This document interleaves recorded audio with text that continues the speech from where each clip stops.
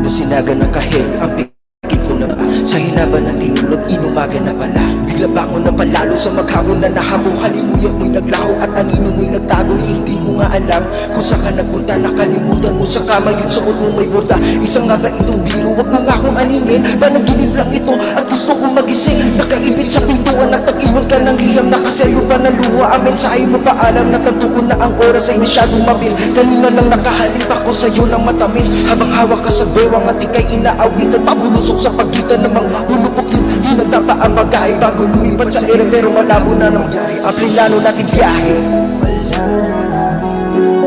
Wala na, naglayo sa ating dalawa. Patuloy ka, hanapin at gagawin mo lahat.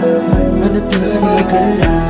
Inulan ako ng yebe sa gitna ng buong Abril. Iginuhit na ideya, bigla ang nadiskari. At na aking inaalala, ang huli mo na nasabi. Ba't ganito na lang mahal?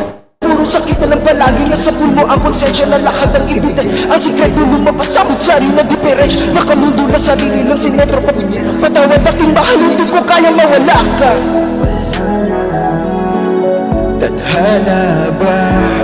Tadhana ba ang naglayo sa ating dalawa? Patuloy kang hahanapin at gagawin mo lahat. Manatili ka lang. Huli na ba ang lahat para makasalo pa ng tsansa? Magkasama pagkayakap ka sa hirap at ginawa. Isang daang porsyento masikit pa to sa kaya. O kung di mo mapag-ibig, bahala na tadhana. Huli na ba ang lahat para makasalo pa ng tsansa? Magkasama pagkayakap ka sa hirap at ginawa. Isang daang porsyento masikit pa to sa kaya. O kung di mo mapag-ibig yan, bahala na tadhana. Yeah, yeah.